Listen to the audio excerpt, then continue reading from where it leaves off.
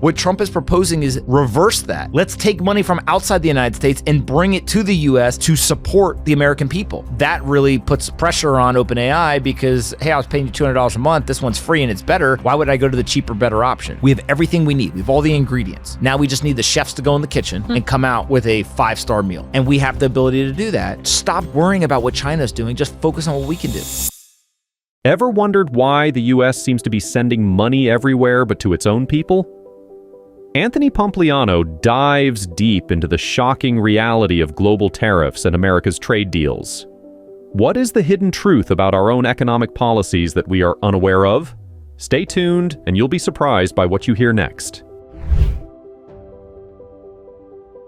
We need more money, and we can make the money through the tariffs. Why is it that people who tariff us, that's the other thing that people don't realize, we are not allowed to sell American products in many of these countries, but they can sell in our country. So there's certain countries, like I remember Howard Lutnick was explaining to me, I forget all the details, is there's certain American car companies can't sell cars in like Germany. Or I think maybe... But Germany can sell cars here. So it goes back to what people don't realize is America ends up subsidizing a lot of the world. We spend money in other places, but they don't contribute their fair share. We can't sell our products in their country, but they can sell it in our country, right? And so what do? You put a guy in the White House who this is his entire life is negotiating. And he says, we're going to strike fair deals. So guess what? You're going to pay us money. If you want the ability to sell your product in our country, pay us money to do it. And guess what? Countries will do it. It's not like countries are saying, oh, if you raise the tariffs, they're like, we don't want the tariffs, but they're not saying we're not going to sell your products anymore. Now, there's a lot of nuance here and a lot of potential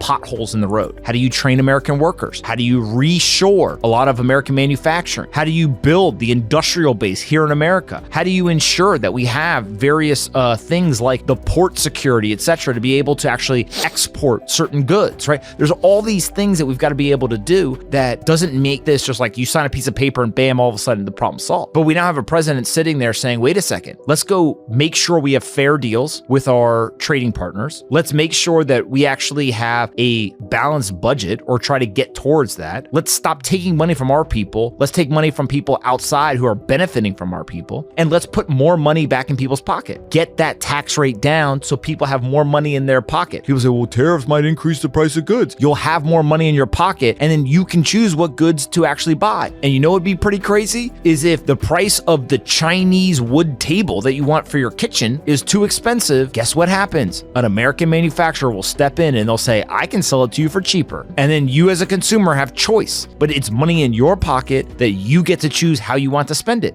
And so what you're doing is you're basically taking away this like nanny state, which says, give us as much of your money as possible. We will allocate it from a government perspective. And a lot of that money ends up not going to things in the United States. Instead, what you now are doing is you're returning saying the people are smart. Give the people as much of their own money as you possibly can while still allowing for the state to be funded and let them do what they want with their money. Let them choose what goods they want. Let them go after the things that they find most valuable. That is ultimately where I think that America is headed. And really, it is headed back towards where America started, which was we fought an entire war over taxes, right? Just think about it. No taxes without representation. The US is addicted to cheap money, and right now we have higher than normal rates. Historically, it's not higher than normal, but it's higher than it has been for the last, decade or so. And so Trump trying to get the interest rate down, remember, Donald Trump is incredibly intelligent when it comes to interest rates. He's probably not, the next central banker, but as a real estate developer, a huge part of the inputs for his business is interest rate. So he really understands that market. And he's right. There's a ton. If you are optimizing for economic production, an explosion of innovation, if you're optimizing for the stock market to go up, or American citizens to have more money in their pocket, have kind of a better life, you want interest rates to come down. What the central bank is trying to do, though, is they're not necessarily optimizing for those things. They're ultimately optimizing for not allowing inflation to come rearing back. And so you have two different groups optimizing for two different things. And Trump is saying, hey, look, inflation is not going to be a problem. Get the interest rate down, let people have a better life. And so that's why I say they're both right. Is the central bank probably right now feels a little uneasy. Hey, we cut the interest rate by 100 basis points. Did we go too fast? Let's pause, on this next one. Let's see kind of how the next couple of months of data comes in, and then we'll decide what to do after that. Trump is looking at this over the next 4 years, and he's saying, I need the interest rate down because I need cheap capital in the market so that asset prices are going up. People have that more money in their pocket and are able to go and use it. And so the risk to Trump's plan in that scenario is that inflation comes back. And so if you could say, hey, we're going to implement Trump's plan and inflation's not going to come back, then I think everyone would be like, yeah, great, do it. But the central bank is tasked with making sure that inflation doesn't come back. And, inflation is at 3%. It's at 2.9% right now. And so if it's at 2.9%, it's, 50% higher than the Fed's target. So you could argue that actually inflation never got back to where they wanted it. And then you come and you put some of these inflationary policies in place, could be a problem. And so I actually think that Trump is right in what he's trying to optimize for, but the central bank is being prudent if they do pause and they say, hey, look, we're not going to cut, we're just going to wait, because it allows them to buy some time, get some more data, make sure that it's kind of, a safe path forward before they cut again. Anthony Pompliano sheds light on a critical issue. American products face barriers in foreign markets, yet foreign products flow freely into the US. He explains how this imbalance forces America to subsidize global economies. The solution? Putting a leader in the White House with experience negotiating fair trade deals. He points out the hypocrisy of giving money away to other nations, while Trump's vision is to bring that wealth back into American hands. Pompliano's stance is clear. It's time to stop outsourcing our financial power and start putting American taxpayers first. Stay tuned as he digs deeper into how this could reshape the economy.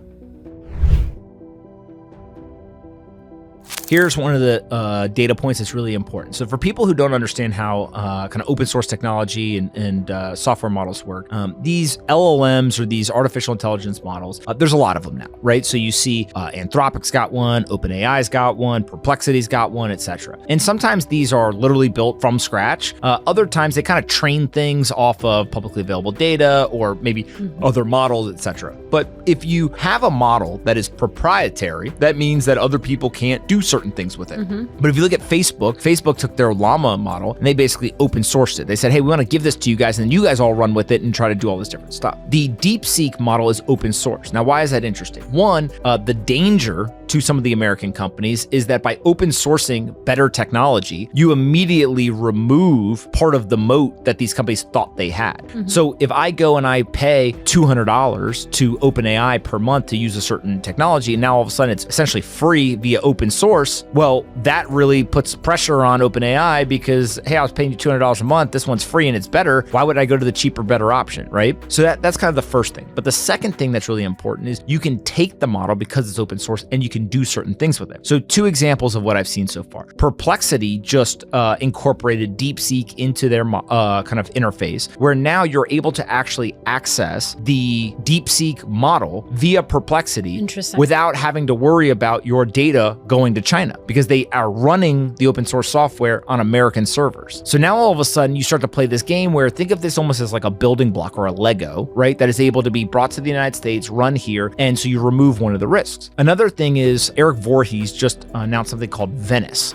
AI, and he's essentially trying to do a very similar thing. He's trying to create a privacy enhanced AI type application. And so you're able to access the DeepSeek model, but there's kind of more privacy enhancements. There's stuff running on the servers, etc. And so those are just 2 examples, but I think that there will be many more where open source software actually provides builders the opportunity to take the best components of something, but to remove some of those risks. And so it doesn't matter how much money it costs. It doesn't matter how many people were used to do this. It doesn't matter how many chips they used. It's a better model. And that better model, because it was produced to the world via open source, is now being used by American companies, and they're actually improving themselves quickly, and they're protecting American users by saying, we're going to run this on American servers. We're not going to let the data go to China. Now, here's why that's really important, because the entire sell-off yesterday is now stupid. All these people getting freaked out, all these people crying on the internet about all this stuff. Most of them don't even understand how this stuff works. I saw very sophisticated investors crying on the internet about all your data is going to China. And by the end of the day, Perplexity was like, you can use the model, but your data doesn't go to China. We have to, as a society, get out of the complaining and get back to competing. Whenever we see a problem, rather than yell and scream about it, it. We have to try to figure out how do we solve the problem. And this is something that for me, I've tried really, really hard to get better at, right? But I saw home affordability. I was tweeting about it all the time. Home affordability sucks, etc. What do? We started a company that is focused on covering that entire space and trying to identify solutions. And we said to ourselves, can we build a business here? Can we be part of the solution? I don't have the skills or experience to go and build a large home manufacturing business, but can we contribute with our skills and our experience in a certain way to that solution, right? And you go through all these different problems in society and you say to yourself, if you are going to complain about them, if you're going to yell and scream, then you got to be part of the solution. And so this AI thing is a perfect example where if you have a model that is coming from China and you want to complain about the fact that it's coming from China, what did the builders do? They said, okay, why don't we use the superior model and just not have the data go to China? And they built a solution. It took them one day. I still wouldn't count out the American businesses. We have the greatest capital markets. We have entrepreneurial kind of DNA. Risk-taking is at the core of what built this country. And we have the lessons learned and the talent of having built all of or many of the best companies in the world. If you go and you look by country, where are all the best companies in the world? All the big ones are in the United States, right? Yes. Is there Saudi Aramco? Is there, you can pick one or two here or there, but 90+% of the best companies in the world measured by market cap are in the United States. And so you say to yourself, okay, we have everything we need. We have all the ingredients. Now we just need the chefs to go in the kitchen and come out with a 5-star meal, right? And we have the ability to do that. Stop worrying about what China's doing. Just focus on what we can do. Model came out, bam, we built a solution, done. When we recorded, if we had to record this conversation 24 hours ago, we couldn't even talk about that because people were still complaining about the model. But that is the beauty of AI, is that you now have highly technical people that are kind of entrepreneurial, have this builder DNA, and they're saying to themselves, we will not lose. Let the builders build, stop crying on the internet. The whole stock market sell-off was complete noise. Anthony Pompliano's vision of reversing America's trade imbalances is just the beginning of a much larger economic conversation. If we want to see real change, it starts with understanding these tough issues. If you liked this discussion, hit that like button and subscribe so you don't miss out on how America can take back control of its financial future. See you in the next one.